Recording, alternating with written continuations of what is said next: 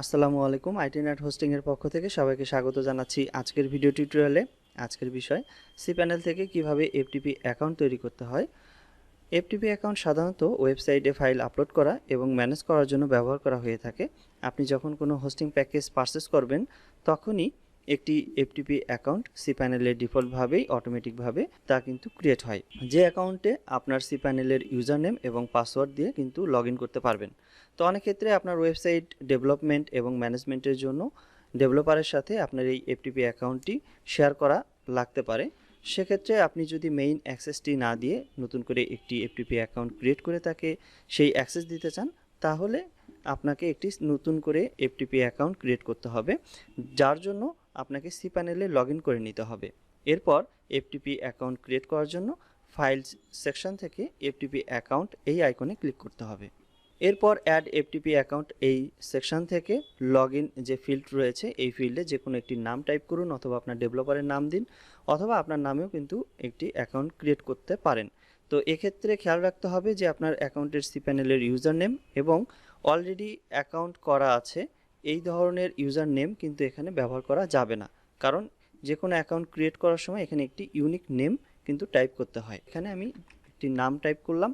এরপর domain section থেকে down arrow বাটনে ক্লিক করে আপনার যে ওয়েবসাইটের জন্য আপনি এই FTP অ্যাকাউন্টটি ক্রিয়েট করছেন তা এখান থেকে সিলেক্ট করতে হবে। এখানে আপনি অ্যাডন ডোমেন, সাব ডোমেন এবং প্রাইমারি ডোমেনের লিস্ট দেখতে পাবেন, আপনার cPanel-এ লিস্ট দেখতে পাবেন। তো সেই লিস্ট থেকে আপনি এখান থেকে সিলেক্ট করে নেবেন যে ওয়েবসাইটের জন্য আপনি বা যে ডোমেনের জন্য আপনি এই FTP অ্যাকাউন্টটি ক্রিয়েট করছেন। তো এরপর একটি সিকিউর এবং স্ট্রং পাসওয়ার্ড এই পাসওয়ার্ড ফিল্ডে টাইপ করতে হবে। তবে আপনি চাইলে পাসওয়ার্ড জেনারেটর এই বাটনে ক্লিক করে একটি সিকিউর স্ট্রং পাসওয়ার্ড জেনারেট করে নিতে পারেন, এবং পরবর্তীতে এই পাসওয়ার্ডটি দিয়ে এই FTP অ্যাকাউন্টে লগ ইন করার জন্য বা আপনার ডেভেলপারের সাথে এই অ্যাকাউন্ট ডিটেলস শেয়ার করার জন্য তা এখান থেকে কপি করে কোনো নোটে অ্যাড করে নিতে পারেন।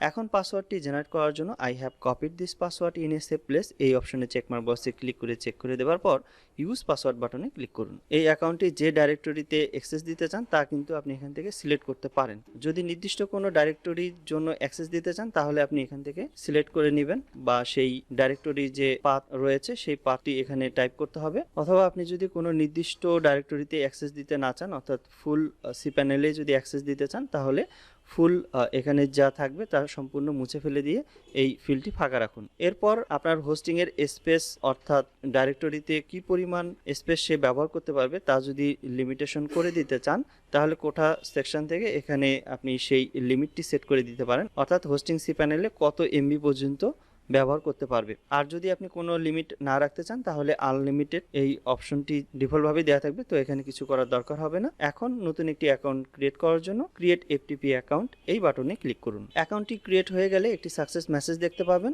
এবং এই FTP অ্যাকাউন্টস যে সেকশনটি রয়েছে এখান থেকে আপনার যতগুলো FTP অ্যাকাউন্ট ক্রিয়েট করেছেন তার ডিটেলস বা তার লিস্ট আপনি এখানে দেখতে পাবেন, এবং এখান থেকে চাইলে আপনার FTP অ্যাকাউন্টের পাসওয়ার্ড চেঞ্জ এবং কোঠা চেঞ্জ, অর্থাৎ আপনি চাইলে কতটুকু স্পেস ব্যবহার করতে পারবে এই ইউজার তার লিমিটেশন সেট করে দিতে পারেন। এই অ্যাকাউন্টটি ডিলিট এবং কনফিগার সবকিছুই এই অপশনগুলো থেকে করতে পারবেন। তো এইভাবে খুব সহজে আপনার ওয়েব ডেভেলপমেন্ট এবং ম্যানেজমেন্টের জন্য বা ফাইল আপলোড, ডিলিট বা ম্যানেজমেন্টের জন্য একটি FTP অ্যাকাউন্ট ক্রিয়েট করতে পারেন, এবং এই FTP অ্যাকাউন্টের লগ ইন ডিটেলস আপনার ডেভেলপারের সাথে শেয়ার করতে পারেন। তো এই ছিল আজকের মতো ভিডিও। এই ভিডিওর কোনো পার্ট যদি আপনার বুঝতে অসুবিধা হয় সেক্ষেত্রে এই ভিডিওর কমেন্ট সেকশনের মাধ্যমে জানাতে পারেন, এবং ডোমেন হোস্টিং সম্পর্কিত যে কোনো সমস্যা বা বিস্তারিত জানার জন্য আপনি যে কোনো সময় আমাদের লাইভ চ্যাটে যোগাযোগ করতে পারেন। তো এতক্ষণ আমাদের এই ভিডিওটি দেখার জন্য আপনাকে অসংখ্য ধন্যবাদ। আপনার দিনটি শুভ হোক। আসসালামু আলাইকুম।